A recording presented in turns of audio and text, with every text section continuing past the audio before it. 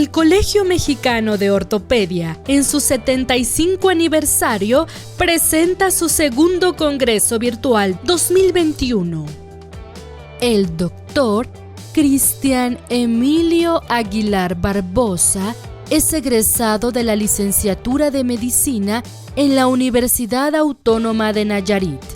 Realiza la especialidad de Medicina de Rehabilitación en el Instituto Nacional de Rehabilitación y termina una alta especialidad en Medicina de Electrodiagnóstico en el mismo instituto. Obtuvo el segundo lugar en el Concurso Internacional de Investigación en Rehabilitación en el año 2010. Cuenta con 7 años de adiestramiento en ecografía neuromusculoesquelética intervencionista. Fue director del Centro de Rehabilitación y Educación Especial en Tepic, Nayarit, hasta el 2013. Es docente en la Unidad Académica de Medicina de la Universidad Autónoma de Nayarit, médico adscrito al Centro de Rehabilitación y Educación Especial en Tepic y director general de la Clínica de Rehabilitación Ángeles del Valle en la ciudad de Tepic, Nayarit. El doctor Aguilar hablará sobre rehabilitación intervencionista en capsulitis adhesiva. Hola, ¿qué tal? Soy el doctor Cristian Aguilar. Antes que nada, muchas gracias al comité organizador del Colegio Mexicano de Ortopedia por invitarme a este honorable congreso. Y bueno, sin más, iniciamos el tema. Es sobre rehabilitación intervencionista en capsulitis adhesiva. Los objetivos de mi tema son hablar de lo más actual, lo que se está haciendo en esta entidad patológica que es muy frecuente. Entonces, sobre todo a nivel de intervencionismo para mejorar la calidad de vida de nuestros pacientes. Intervencionismo no quirúrgico, hablando de fisioterapia, de procedimientos guiados por ecografía. Bien, mi declaración de no interés. Y soy egresado del Instituto Nacional de Rehabilitación. Entramos propiamente al tema. Todos conocemos a la capsulitis adhesiva con otros sinónimos como periartritis escapulohumeral, capsulitis retráctil, artrofibrosis, etc. Hablando un poco de historia, en 1869 fue Duplé el primero en comentar acerca de esta entidad como una periartritis escapulohumeral, tratando de diferenciarla de la artritis, en cuanto que la diferencia era que en artritis por hallazgos, por radiografía había evidencia de alteraciones y en periartritis escapulohumeral no lo había. Codman fue el primero en acuñar en 1934 el diagnóstico de capsulitis adhesiva como una entidad difícil de tratar, difícil de entender. Nevasier en 1945, aunado ya a los criterios de dolor, limitación en los rangos de movilidad, capsulitis adhesiva, fue el primero que ya comentó los hallazgos histopatológicos de fibrosis y sinovitis.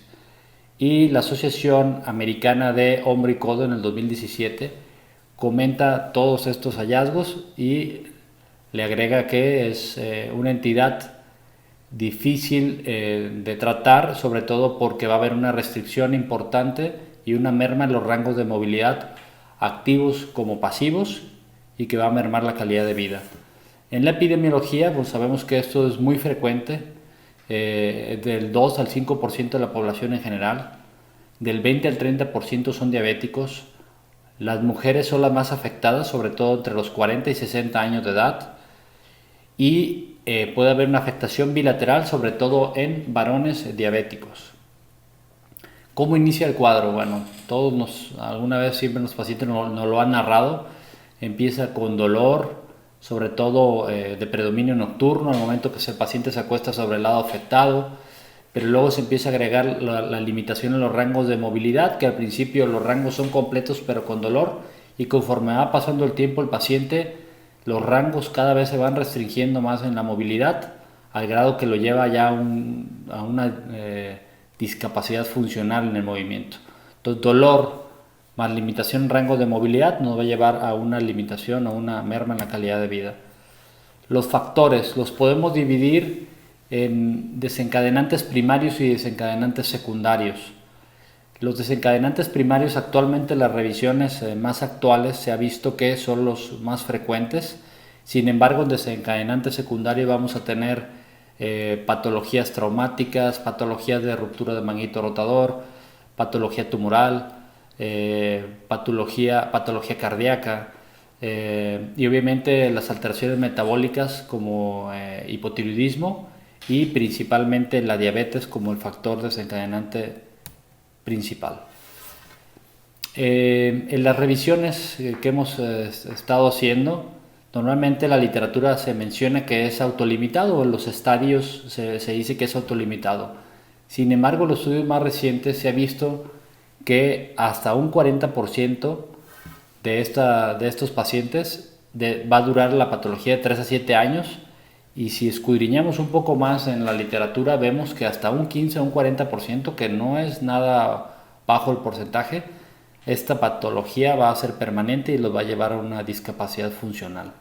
Así que hablar de autolimitado, pues yo creo que es algo que se tiene que revisar.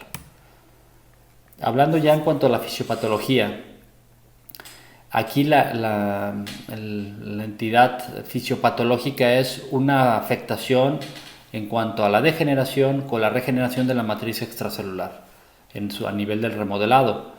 La fisiopatología es desconocida, puesto que ya mencionamos varias causales y todavía no se pone de acuerdo los autores cuál es la principal, más que la diabetes, pero sigue siendo multifactorial: inmunológica, metabólica, postraumática. Entonces, aún así no hay una causa específica, sigue siendo todavía algo lo cual se sigue estudiando.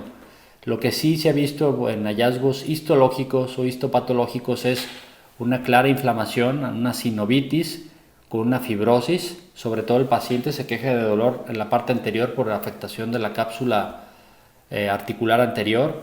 Hay afectación a nivel del intervalo rotador y a nivel de la porción larga del bíceps, pero principalmente este es nuestro estructura diana que más se afecta, que es el ligamento coracohumeral.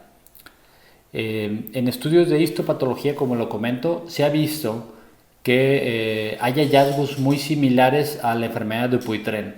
Hay presencia de fibroblastos, miofibroblastos, interleuquinas inflamatorias, leucocitos, linfocitos, pero principalmente mastocitos. En estudios in vitro se ha visto que los mastocitos pueden llevar a la proliferación de fibroblastos, y estos nos van a llevar a una fibrosis. La causa inmunológica ya la comentamos. Si hay presencia de estos marcadores inflamatorios, pues seguramente obviamente hay causa inmune, y hay neoformación de vasos, que ahorita lo voy a comentar. Aquí en estas imágenes vemos por artroscopía una cápsula articular sana, ¿sí? Y aquí vemos una cápsula articular afectada con fibrosis, sinovitis y neovascularización. Aquí vemos en estas imágenes cómo hay mucha vascularización o neovascularización, y sabemos que los neovasos siempre van acompañados de fibras nerviosas amilínicas, que son grandes disparadoras del dolor crónico. Unas preguntas: ¿la musculatura periarticular está involucrada en esta entidad patológica? Se ha visto que sí, en pacientes en los cuales se ha intervenido, o antes de ser intervenidos quirúrgicamente con anestesia general, sin previa estiramiento de cápsula ni nada, se moviliza el paciente y el rango de movilidad está mucho más facilitado que antes de la sedación. Por lo tanto, la musculatura está involucrada. La glucosa: aquí ya he mencionado que la diabetes es una de las entidades que puede llevar a hombro congelado. ¿Por qué? Porque se ha visto que en suero, en cápsula articular, en la synovia, hay presencia de el ICAM1. ¿Qué es el ICAM1? Es un marcador de superficie leucocitario que en pacientes con hiperglicemia va a activar la glicosilación del tejido conectivo en hombro, y esto va a llevar al paciente a sinovitis y a posterior fibrosis. Genética, pues ya lo mencionamos, ¿sí? Sobre todo los factores secundarios, individuos predeterminado genética a ciertas enfermedades metabólicas. Y bueno, la sospecha clínica es la clave. Hay estudios que ahorita voy a comentar, pero la clínica, como en todas la medicina, siempre va a ser importante. Y al hacer una revisión de los autores, lo dividen en 3 estadios la enfermedad, y Nevesier fue el que lo divide en 4 estadios y sobre todo le da prioridad al dolor, a la rigidez y lo que habíamos comentado, a los hallazgos histopatológicos, que es sinovitis y fibrosis.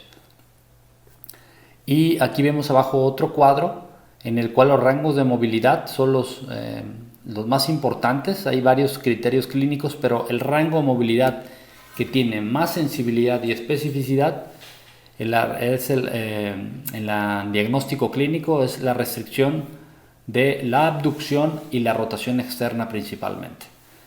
Pero ¿cuánto mencionan los autores? Para unos autores la restricción menor a 30 grados es significativa. Para otros autores la restricción de 60 grados en un cómputo final al evaluar todos los rangos de movilidad es altamente sensible y específico. Y para otros autores, al comparar la limitación del rango de movilidad menor entre un 25-30% con el lado contralateral que esperaríamos que estuviera sano, para ellos fue significativo. Bien, hablando ya ahora sí de, aparte de la clínica, los estudios complementarios, pues la resonancia se ha manejado como el gold estándar en diagnóstico para capsulitis adhesiva, y más tomando en consideración estos hallazgos por imagen que les pongo aquí en esta tabla. Y se ha visto por la artorresonancia tiene una alta especificidad pero una baja sensibilidad. Entonces, en estudios que tienen alta especificidad, pues nos ayuda obviamente que si está negativa los criterios por imagen, pues obviamente no está presente esta entidad patológica, pero la sensibilidad es baja y no nos permite hacer un buen cribado. Sin embargo, bueno, la resonancia pues es el estudio idóneo, pero aquí, bueno, pongo unas imágenes. Tenemos el engrosamiento aquí de la cápsula en esta imagen, y aquí tenemos el engrosamiento del ligamento coracumeral como hallazgos muy patognomónicos de la capsulitis adhesiva. Y bueno, mi tema principal es hablarles de ultrasonido. El ultrasonido, vamos a tener estudios actualmente bastante buenos con una alta especificidad, al igual que la resonancia, y se veía que bueno, pues estaba en desventaja la resonancia, pero actualmente acaba de salir un estudio por WHO en el 2020, un metaanálisis donde se vio que el ultrasonido tiene una alta sensibilidad para el diagnóstico de capsulitis adhesiva. ¿Cuáles son los criterios que vamos a utilizar? Engrosamiento del intervalo rotador, engrosamiento del líquido coracumeral, que ya comentamos que es la estructura diana en esta patología, presencia de Doppler en el intervalo rotador y en el ligamento coracumeral, y que no hay deslizamiento cuando queremos evaluar al tendón subescapular. En manos de gente con experiencia en el área musculoesquelética, pues el ultrasonido no emite radiación, nos permite hacer estudios multiplanares, es coste-beneficio mucho más accesible al paciente. Y bueno, actualmente los nuevos equipos de alta gama traen algunos software que nos permiten aumentar la especificidad y la sensibilidad diagnóstica, como este que se llama ZEUS, Contrast Enhanced Ultrasonography, que es colocar como si fuera una artorresonancia pero en ultrasonido, colocar Sonobu, que es el nombre comercial de un contraste que va intraarticular, y nos permite hacer mediciones del receso a nivel axilar. Hacemos mediciones y para considerar si está engrosado, pues sabemos que hay hipertrofia sinovial. El rendimiento diagnóstico de ZEUS nos permite mucho que estas son las burbujas, lo que vemos aquí, y cuando hay hipertrofia sinovial no hay relleno capsular. Vemos la diferencia de hacerlo con contraste, el ultrasonido, de hacerlo sin contraste. Aquí habría que valorar costos, beneficios entre la artorresonancia y el ultrasonido. Sin embargo, aunque no tengamos este software en nuestro equipo, pues con las demás pruebas diagnósticas podría ser la primera línea diagnóstica a atender. Esto claro que lo podemos hacer, que es medir el grosor del ligamento coracohumeral a nivel aquí del tendón subescapular y de la coracoides. Hay un engrosamiento del intervalo rotador y hay presencia de Doppler a nivel del intervalo rotador del líquido y del ligamento glenohumeral, coracohumeral, perdón. Bien, toma de decisiones. Ser expectantes ya vimos que no lleva nada bueno porque el paciente puede quedar con limitaciones funcionales severas. Y actualmente estaba la duda entre conservador y quirúrgico, y bueno, los nuevos estudios que ahorita les voy a comentar hablan que el tratamiento conservador será la primera línea de elección por el momento. Lo quirúrgico se consideraría más a lo mejor en pacientes jóvenes que no tengan un buen apego por cuestiones de tiempo y porque tengan que trabajar algún proceso de rehabilitación. Siempre vamos a tener el problema de llegar a un diagnóstico preciso cuando tenemos otras enfermedades que pudieran orientarnos a otros diagnósticos diferenciales como otras tendinopatías o otras patologías de inflamaciones articulares o artritis, enfermedades reumatológicas. Que el paciente nos llegue en diferentes etapas de esta entidad patológica también nos tiene que hacer pensar en diferentes tomas de decisiones. Y lo subjetivo, que es el dolor. Cada paciente nos va a manifestar el dolor como algo muy diferente entre un paciente y otro. Tratamientos conservadores, pues vamos a tener fisioterapia, fármacos, crioterapia, medicamentos inmunomoduladores o biológicos. Inclusive en algunos ensayos clínicos manejaba la acupuntura, pero con una baja nivel metodológico. Me voy a enfocar más a la fisioterapia. En la fisioterapia les comento, se ha visto, no hay todavía algún protocolo a nivel internacional que tenga como que la validez científica, que decir, este protocolo es ideal. Sin embargo, se ha visto que el paciente haga movimientos dinámicos, o sea, que él haga la actividad o que el terapeuta lo haga, los dos ayudan, pero se ha visto que ayudan un poco más los movimientos activos del paciente. Entonces aquí vemos el paciente trabajando con movimientos funcionales de bastón, que es la extensión autoasistida, es decir, el paciente hace hacia atrás para estirar cápsulas. La flexión autoasistida, el paciente lleva el brazo hacia el frente, lo más alto posible, estiramos nuevamente cápsulas. Rotación externa de hombro izquierdo, vemos que el paciente hace hacia el lado izquierdo. Los estiramientos rotadores internos, que el paciente se puede apoyar contra la pared con su mismo peso, ¿sí? Aquí. Estiramiento del dorsal ancho también nos ayuda mucho a liberar tejidos blandos para favorecer la liberación de las cápsulas articulares. El estiramiento del subescapular utilizando una carga a 0 grados de abducción. Estiramiento de la cápsula del hombro y rotadores internos de la cápsula anterior. Y por último el estiramiento de la cápsula posterior y rotadores externos. Todo esto es muy importante y lo vamos a comentar de la siguiente manera. Se ha visto, había una duda entre si qué era mejor, terapia o infiltrar, y el Lamplot y su equipo en 2018 hicieron este esquema de secuencia en el cual con estas revisiones constantes del paciente se vio cómo la fisioterapia posterior a infiltraciones llevaba al paciente a una buena evolución y se podía evitar hasta menor de un 5% la cirugía. Hablando propiamente de hidrodilatación, que es el tema que a mí pues más me apasiona en cuanto al intervencionismo ecoguiado, es meter altos volúmenes a la articulación del hombro.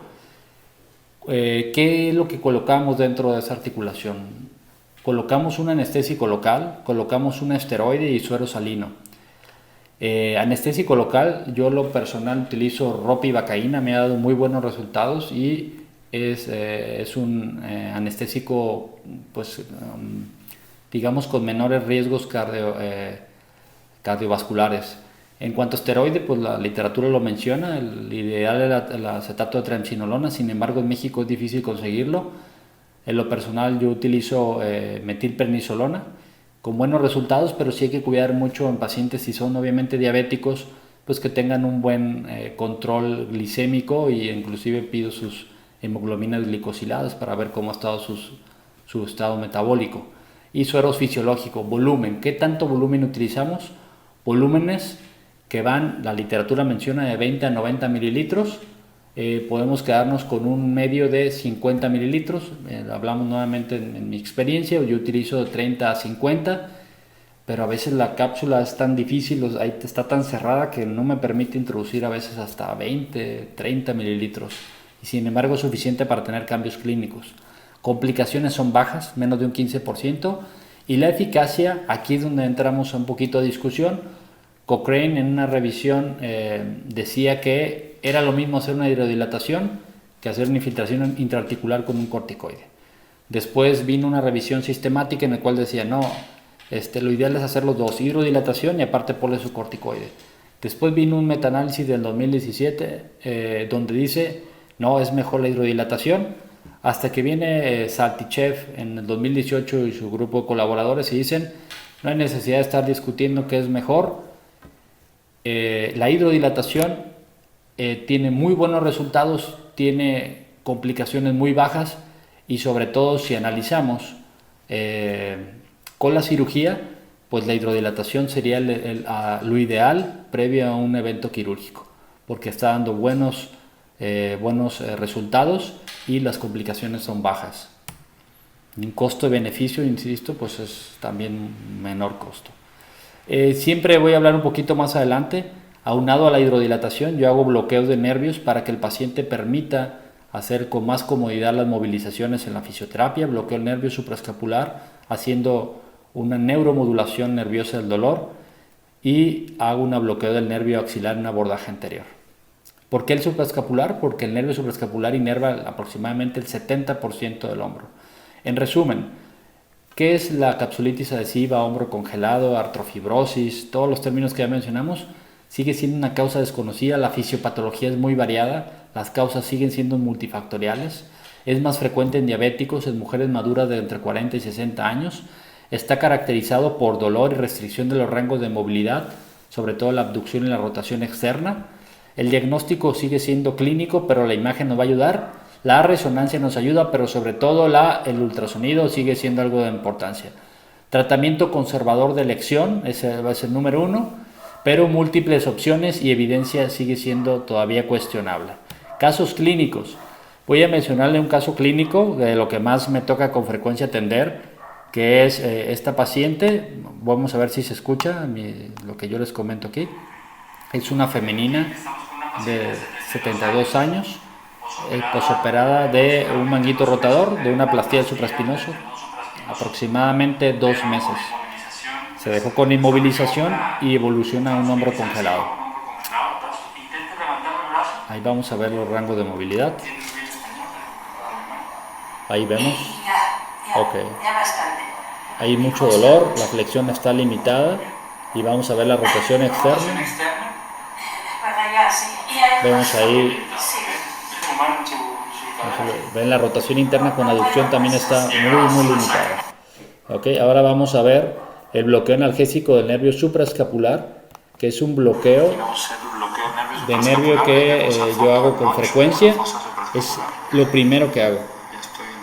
Hay diferentes abordajes, sin embargo yo hago el bloqueo fuera de plano para entrar a la fosa supraespinosa y llegar al nervio o al notch del nervio supraescapular. El dolor va a disminuir y me va a permitir hacer los demás procedimientos con más comodidad para el paciente. Aquí hacemos otro bloqueo de nervios.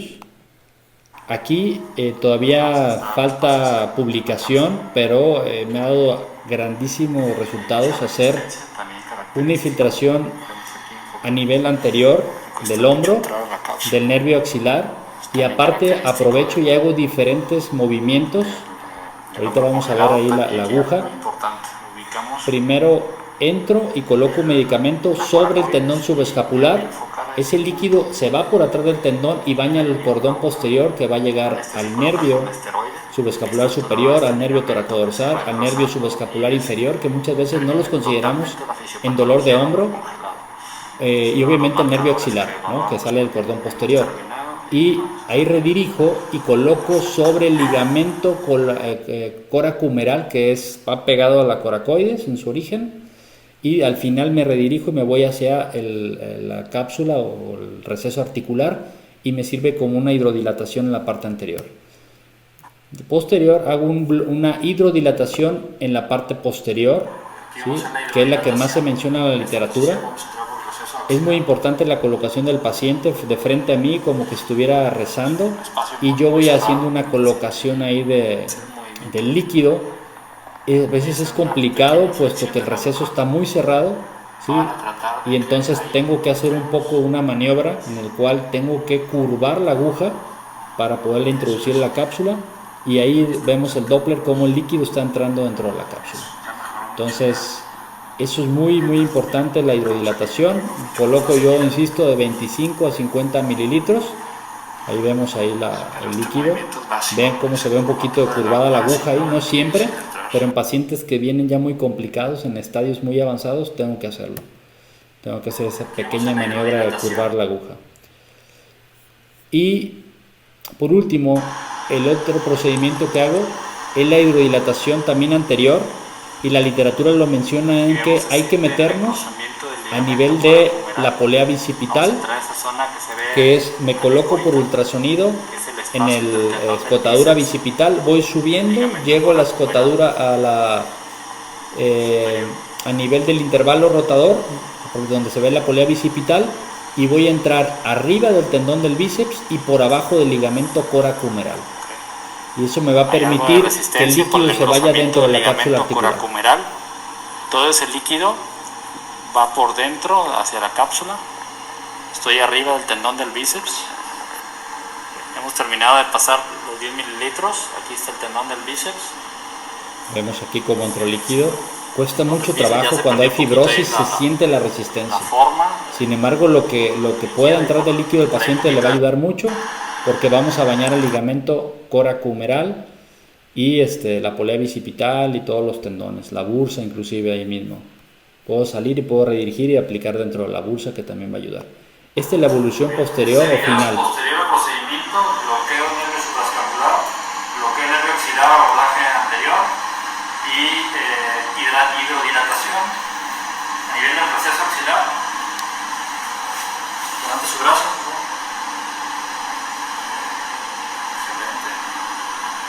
Prácticamente hemos recuperado rango de movilidad inmediatamente posterior a la externa. Eso es muy importante. Yo siempre me fijo la rotación externa. Si mejoro la rotación externa del paciente, sé que le va a ir bastante bien. Eso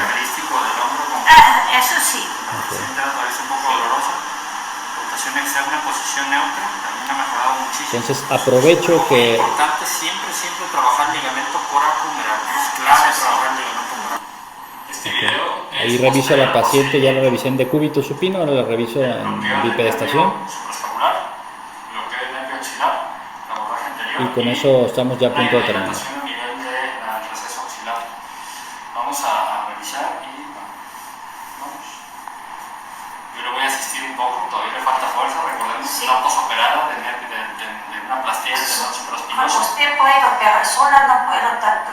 Falta fuerza, pero pues vean lo que se ha facilitado, y la mejoría es claramente significativa. ¿Poquito? Y sobre todo la rotación externa. Estamos hablando de una paciente totalmente limitada en su actividad de la vida diaria, Toque su cabeza aquí. Toque su cabeza. con el brazo izquierdo. Todavía obviamente hay debilidad, hay que trabajar de manera... Yo normalmente los paso a fisioterapia inmediatamente con el anestésico que ya trae los nervios, con el bloqueo que ya hice. Me facilita que el terapeuta les pueda movilizar en ese momento, y después una terapia intensiva, 10 sesiones diarias, para volver a evaluar los rangos de movilidad a los 10 días. Sí complemento con obviamente un AINE, dependiendo del grado del dolor del paciente. Pero pasar a los pacientes sin hacer esto a fisioterapia es, ¿qué les digo? Es muy difícil, el paciente deserta fácilmente la terapia. Okay. Y cuando se hace la movilización bajo anestesia en quirófano, después de que se pierde la anestesia, el paciente queda con mucho dolor, se inmoviliza el mismo paciente en casa y a los 2-3 días ya se volvió a pegar. Por esto nos ayuda muchísimo. Bueno, de esta manera yo termino mi participación. Muchísimas gracias.